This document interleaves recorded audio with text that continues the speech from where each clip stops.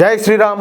అందరికీ నమస్కారం. Welcome to news అఖండ. నేను మీ కస్తూరి శ్రీధర్. మిత్రులారా, మీకందరికి కూడా ఒక అద్భుతమైన న్యూస్ అయితే తీసుకొచ్చిన. న్యూస్ మాత్రం అయితే సూపర్గా ఉంటుంది. నాకైతే భలే నచ్చింది. ఓకేనా? వాస్తవానికి మన శత్రు దేశమైనటువంటి చైనాకు మన తరువాత 2 సంవత్సరాలకు స్వాతంత్రం వచ్చింది. అర్థమైందా? అంటే మనకు 1947లో వస్తే స్వాతంత్రం, 2 సంవత్సరాల తర్వాత ఈ చైనాకు స్వాతంత్రం వచ్చింది. చైనా ఒక కమ్యూనిస్టు దేశం అన్న విషయం మీకు అందరికి కూడా తెలిసిందే. అయినా కూడా తమ కమ్యూనిస్టు సిద్ధాంతాలను పక్కన పెట్టి 1976 నుంచి ఈ చైనా పెద్ద ఎత్తున ఆర్థిక సంస్కరణలను ప్రవేశపెట్టింది. పెట్టుబడిదారులకు తలుపులు తెరిచింది. అనేక ప్రాంతాలను స్పెషల్ జోన్లుగా తయారు చేసింది. అలాగే అనేక ఆర్థిక కారిడార్లను ఓపెన్ చేసింది. విదేశీ పెట్టుబడిదారులను ఆకర్షించింది. ఫలితంగా చైనాలో విదేశీ సంస్థలు కొన్ని లక్షల కోట్ల రూపాయలు పెట్టుబడులుగా పెట్టినారు. ఇక్కడ మీకు ఒక చిన్న విషయం చెప్పాలా. చైనా ఇన్ని చేసింది కదా, అదే మన దేశంలో ఎవరైనా పెట్టుబడిదారులు కావచ్చు, ఇట్లా ఎవరైనా వ్యాపారవేత్తలు కావచ్చు, ఇట్లా ఏదైనా చేయాలా పెట్టాలంటే అమ్మా దేశాన్ని అంతా ఎవడికో దోచి పెడతారు, అట్లా చేస్తున్నారు ఇట్లా చేస్తారని చెప్పేసి ప్రతి పనికి అడ్డం పడతారు. ఎవరు? ఈ కమ్యూనిస్టులు అంతా కూడా. అవునా కదా? కానీ వాళ్ళు చూడండి ఏం చేస్తారు అంటే, మన దేశం ఎంత మాత్రం కూడా ఎదగడం వీళ్ళకి ఇష్టం లేదని చెప్పేసి దీని ద్వారా మనం సింపుల్గా అర్థం చేసుకోవచ్చు. ఓకేనా? ముఖ్యంగా అమెరికా అందరికంటే ఎక్కువగా చైనాలో పెట్టుబడులను పెట్టింది. అమెరికాకు చెందినటువంటి 8,000 బహుళజాతి సంస్థలు చైనాలో ఊహించనంత స్థాయిలో పెట్టుబడులు పెట్టాయి. దీంతో చైనా ఆర్థిక వ్యవస్థ ఊహించనంత స్థాయికి చేరుకునింది. బాధ వేస్తుంది ఇట్లాంటివి చెప్పుకుంటా ఉంటే. ఇప్పుడు మన తర్వాత స్వాతంత్రం వచ్చినటువంటి చైనా ఇంత పెద్దన అభివృద్ధికి శ్రీకారం చుడితే, ఈ చైనా కంటే మనకు ముందు స్వాతంత్రం వచ్చింది. చైనాతో పోలిస్తే మనం ఏం తక్కువ, ఎందులో తక్కువ మనము? ఇది వైశాల్యం పరంగా తీసుకున్నా, లేకపోతే జనాభా నిష్పత్తి ప్రకారం చూసుకున్నా కూడా మనోళ్ళు కష్టపడతారు. కష్టజీవులు, మనోళ్ళు శ్రమజీవులు. అలాంటి వాళ్ళను పెట్టుకొని కూడా కనీసం ఏ మాత్రం కూడా ఉపయోగించుకోలేకపోయింది ఈ కాంగ్రెస్ ప్రభుత్వం. అవునా కదా? అలాగే దేశాన్ని లూటీ చేసి పారేశారు. ఇంకా అభివృద్ధి అనేది ఎట్టొస్తుంది? సరే, ఇక చైనా విషయానికి వస్తే, వీళ్ళు చేపట్టినటువంటి సంస్కరణల ద్వారా చైనా ఆర్థిక వ్యవస్థ ఊహించనంత స్థాయికి చేరుకునేది. అది తేడా. కోట్ల మంది చైనీయులకు ఉద్యోగ మరియు ఉపాధి అవకాశాలు లభ్యమైనాయి. దీంతో చైనా గుండు సూది నుంచి సెమీ కండక్టర్లు తయారు చేసే స్థాయికి ఎదిగిపోయింది. ఇకపోతే చైనాలో 5 కోట్ల మంది పేదవాళ్ళు ఉంటా ఉన్నారు. వాళ్లతో చైనా కుటీర పరిశ్రమను స్థాపించింది. ఇక వాళ్ళతో భారతదేశానికి కావాల్సినటువంటి ప్రతి వస్తువును కూడా తయారు చేయించి భారతదేశానికి ఎగుమతులు చేస్తుంది. కారు చౌకకు ఈ వస్తువులను చైనా తయారు చేసి భారత్లోకి డంప్ చేస్తుందన్నమాట. నిజానికి చైనా వస్తువులు చూడడానికి అందంగా ఉంటాయి, పైన పటారం లోన లొటారం అనమాట. కానీ వాటి పనితనమే చాలా అంటే చాలా నాసిరకంగా ఉంటుంది. చైనా వస్తువులకి ఏడన్నా గ్యారెంటీ ఉంటుందా? అబ్బే, ఉండనే ఉండదు. అయితే ఈ విషయం మన దేశ ప్రజలకు తెలిసినప్పటికీ ఇప్పటికి కూడా చైనా వస్తువులనే కొంటా ఉంటారు. ఎందుకంటే ఏమన్నా 10 రూపాయలకు తక్కువ వచ్చింది, ఏముండదు లేబ్బా 10 రూపాయలు తక్కువ వచ్చింది, ఏం గ్యారెంటీ లేకపోతే వారంటీ లేకపోతే ఏమని చెప్పి 2 రోజులు వాడేది. కనీసం వాడేం చెప్తాడా, నువ్వు షాప్లోంచి బయటకు ఎత్తుకోమన్నావంటే మళ్ళీ ఆ సంబంధం లేదంటాడు. షాపులో ఉన్నంత వరకే వాడికి సంబంధం. అది అయినా కూడా మనోడు కొంటా ఉంటారు. ఏమంతగా అంటాలే. కనీసం ఒక వస్తువు కొన్నప్పుడు దాని కొద్ది రోజులన్నా అది పని చేయాలి కదా. మీకు అర్థమేంటి ఒక మాట చెప్తా, తప్పుగా అనుకోకండి. పెళ్లి చేసుకుంటాం, పెళ్లి చేసుకునేది దేనికి? పచ్చగా సంతోషంగా సుఖంగా నిండు నూరేళ్ళు కాపురం చేసేదానికి. అట్ట కాకుండా తాళిబుట్టు కట్టంగానే ఆ పాటికి ఆమె దొప్పుకోకపోతే ఇంక నీ బతికేంది? అర్థమవుతుంది. ఏదైనా మనం ఒకటి తెచ్చుకునేప్పటికీ అది లైఫ్ ఇవ్వాలా. అది అమ్మాయి అయినా అబ్బాయి అయినా, ఒక వస్తువు అయినా, అది ఒక యంత్రమైనా, ఏదైనా అంతే. కనీసం అంత అజ్ఞానంతో ఎట్లా పనిచేస్తారు? ఇకపోతే ఈ చైనీస్ ఉత్పత్తులకు చెక్ పెట్టేందుకు నేరుగా ప్రధాని మోడీ గారే రంగంలోకి దిగిపోయినారు. అది దెబ్బంటే దీనికోసం వెయిట్ చేస్తుంది.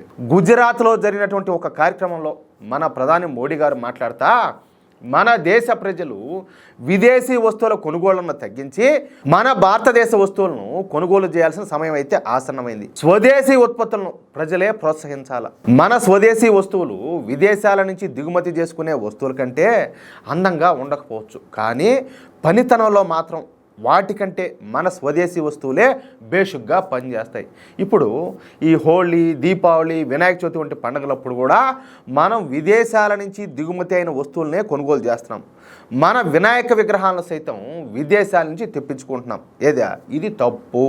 మనం మన దేశంలో తయారైనటువంటి వినాయక విగ్రహాలను కొనుగోలు చేయకపోతే మన తయారీదారులే నష్టపోతారు. దీనివలన మన ఆర్థిక వ్యవస్థకే నష్టం వాటిల్తుందని చెప్పేసి చాలా గొప్పగా అందరికీ అర్థమయ్యేటట్లు చెప్పినారు. ఇక్కడ నేను ఒక మాట చిన్న క్లారిఫికేషన్, అదేంటంటే ఇక్కడ పెద్ద పెద్ద విగ్రహాలన్నీ తయారు చేస్తారు, మేము పోయి ఇక్కడి నుంచే కదా తెచ్చుకుంటామని చెప్పి మీరు అనుకోవచ్చు. అవి కాదు, చిన్న సైజు ఒక రకమైన సైజుకి బయట నుంచి మనకు ఇంపోర్ట్ అవుతాయి అన్నమాట. అర్థమవుతుంది. అలాంటి విగ్రహాలు ఇప్పుడు మామూలుగా మనం గ్రామాల్లోనూ ఏడన్నా మన వీధుల్లోనూ గుడి దగ్గర అట్లా పెట్టుకునేటప్పుడు మనం ఇక్కడ మన స్వదేశంగా తయారు చేసినటువంటి పెద్ద పెద్ద విగ్రహాలను తెచ్చుకుంటాం. అట్లా కాకుండా ఇళ్లలో పెట్టుకోవడానికి ఈ మట్టి గణపతులను కాకుండా ఆ బయట నుంచి ఇంపోర్ట్ అయినటిని తెచ్చుకుంటారు, బాగా కలర్ఫుల్గా, బాగా కనపెట్టి, బాగా అందంగా కనపడాలని. అటాటి అన్నమాట. అయితే దురదృష్టవశాత్తు మన గణేశుని విగ్రహాలను కూడా మనం చైనా నుంచి దిగుమతి చేసుకుంటున్నాం. ఈ విగ్రహాలలో చిన్న కళ్ళు ఉన్న వినాయకుడి విగ్రహాలను, సరిగ్గా కళ్ళు తెరవని విగ్రహాలను కూడా మనం విదేశాల నుంచి కొనుగోలు చేస్తామని మాట్లాడినాడు. ఇది మాత్రం సూపర్గా ఉన్నది బాగా. ఎందుకంటే చైనా వాళ్ళు కళ్ళు నెట్టుంటాయి, చిన్నగా ఉంటాయి. వాళ్ళ కళ్ళు నెట్టుంటే వాళ్ళు తయారు చేసే విగ్రహాలు కూడా కళ్ళు అట్టే వచ్చాయి. వాళ్ళు పెద్దగా ఎందుకు పెడతారో, వాళ్ళకి ఎప్పుడైనా ఎవరికైనా ఏమన్నా పెద్ద కళ్ళు ఉండేది మనం చూసామా? అందరికీ సేమ్ కళ్ళే, పిల్లి కళ్ళు. ఇంకా వాళ్ళకు ఉన్నట్టే ఆ స్వామికైనా అటా కళ్ళే పెడతారు. అవునా కదా? అంతేకాదు, చివరకు హోలీ పండుగ రోజు వినియోగించే రంగులను సైతం మనం ఈ విదేశాల నుంచి తయారు చేసినటువంటి రంగులనే ఉపయోగిస్తున్నాం. అలంకరణ దీపాలు, బాణసంచ, బొమ్మలు, మతపరమైన విగ్రహాలను తరచుగా ఈ తక్కువ ధరలకు చైనా నుంచి కొనుగోలు చేస్తున్నాం. కొన్నేళ్లుగా మన పండుగల సమయంలో కూడా చైనా వస్తువులదే ఆధిపత్యం కనపడుతుంది అని చెప్పి మాట్లాడినారు. చూడండి, ఇప్పుడు వాళ్ళు మన శత్రు దేశం. అంతేందుకు మొన్న పెహల్గాంలో ఉగ్రవాద దాడి జరిగింది. అది కూడా మతాన్ని చూసి మీరు హిందువులా ముస్లింలా అని చెప్పి అడిగి ముస్లింలను పక్కకు పంపించి హిందువులందరినీ కూడా చంపేశారు. అవసరమైతే వాళ్ళకి అనుమానం వస్తే ప్యాంట్లు ఇప్పదీసి చూసి మరి కన్ఫామ్ చేసుకొని మరి చంపేసినారు. అలాంటి పాకిస్తాన్కు ఈ చైనా సపోర్ట్ చేసింది. మనం ఆపరేషన్ సింధూర్ చేపట్టినప్పుడు చైనా పోయి పాకిస్తాన్కు సపోర్ట్ చేసి మిసైల్స్ని అందించి, డ్రోన్లను అందించి అన్నీ చేసింది. మరి అలాంటి శత్రు దేశం తయారు చేసినటువంటి వస్తువులను మనం సిగ్గు, శరం, లజ్జ, అభిమానం, ఆత్మాభిమానం లేకుండా మనం ఎట్టయా కొంటామా? సరే, తెలియక ఏదో పొరపాటును కొనేసామంటే అదొక రకం. కొన్ని చోట్ల ఏకంగా చైనా బజార్ అని ఉంటుంది, ఆడికి పోయి కొంటారు ఇష్ట ప్రకారం, ఇచ్చలవిడిగా. కనీసం దేశం మీద కొంచెం ఉన్న మమకారంలే, బాధ్యతలే. ఎంతసేపు మాకేం పెట్టారు, మాకేం చేశారంటూ కాదు, ఇంతసేపటికి లంగా మాటలు, లత్కోరు మాటలు తప్పితే ఒక బాధ్యత కలిగినటువంటి భారతీయుడిగా మీరేం చేస్తున్నారు అది ఆలోచించుకోవాలి కదా. ఇప్పుడు చైనా వాళ్ళు ఏదైనా మన మీద యుద్ధానికి వస్తే సైనికులు పోరాడాలనా? మీరు పోయి చైనా వస్తువులు కొంటారా? సిగ్గులే ఒకరవన్న కడుపు కన్నం తింటే మనం అన్నమేగా తింటాను, అశుద్ధం కాదు కదా.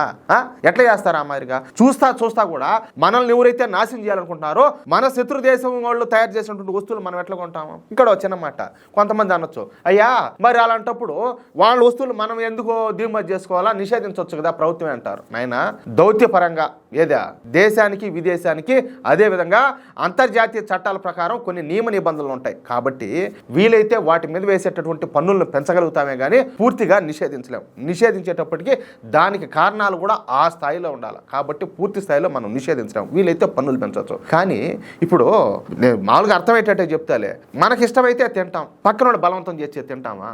నువ్వు కొంటా ఉంటే కదా ఓడు అక్కడి నుంచి పంపిస్తాడు. కొనేవాళ్ళే లేరు, భారతీయులంతా కూడా అని చైనా వాళ్ళ మొహాన్ని ఊస్తున్నారని చెప్తే వాళ్ళు ఎట్ట పంపిస్తారు? పంపిరు కదా. ముందు నిగ్రహం అనేది మనకు ఉండాలి. కట్టడి చేయాల్సింది మనం కొనకుండా. మనం కొనకపోతే వ్యాపారం చేసేవాడు ఓడు అసలు దిగుమతి చేయడు. అంతేనా కదా? ఆ దెబ్బ ఓడికి పడుతుంది, సేవకాలలోడికి చైనా ఓడికి పడుతుంది. అవునా కదా? సరే, ఇకపోతే నరేంద్ర మోడీ గారు మాట్లాడుతా ఇప్పుడు ఇది స్థానిక కళాకారులను అదేవిధంగా తయారీదారులను దెబ్బతీస్తుంది. అందుకే చెప్తున్నా, ఇక నుంచి విదేశీ వస్తువులను బహిష్కరించి స్వదేశీ వస్తువులనే కొనుగోలు చేస్తామని అందరూ కూడా ప్రతినబోనాలా. గ్రామ స్థాయిలో వ్యాపారులు కూడా భారతీయ వస్తువులనే విక్రయించాలా. అప్పుడే మన ప్రజలు, మన ఆర్థిక వ్యవస్థ బాగుపడుతుందంటూ ప్రధాని నరేంద్ర మోడీ గారు మన భారతీయ ప్రజలకు డైరెక్ట్గా తన సందేశాన్ని అయితే తెలియజేశారు. చైనా వస్తువులు కొనుగోలు చేయవద్దని చెప్పి పరోక్షంగా తెలియజేశారు. అది ఆ విషయమా? మొత్తానికైతే చాలా గొప్ప సందేశం. పాటించాల్సిన బాధ్యత భారతీయులుగా మన మీద ఉండాలి. ఇంకా మనం పాటిస్తామా లేకపోతే ఈ చైనా వాళ్ళ సంకలనం ఆపుతామా అనేది ఇంకా వాళ్ళ ఇష్టం మీద ఆధారపడి ఉంటుంది. అది విషయం అయితే. మిత్రులారా, ఈ న్యూస్ కనుక మీకు నచ్చినట్లయితే ఖచ్చితంగా ఈ న్యూస్ నలుగురికి షేర్ చేయండి. అదేవిధంగా ప్రతి ఒక్కరూ కూడా మీ యొక్క అమూల్యమైన అభిప్రాయాలను ఖచ్చితంగా స్పష్టంగా కామెంట్ రూపంలో తెలియజేయండి. ఇంకో విషయం ఏంటంటే, ఇంతవరకు మీరు కనుక మన ఛానల్ను సబ్స్క్రైబ్ చేసుకున్నట్లయితే ప్రతి ఒక్కరు కూడా మన ఛానల్ను సబ్స్క్రైబ్ చేసుకోండి, సపోర్ట్ చేయండి ప్లీజ్. జై శ్రీరామ్, జై హింద్.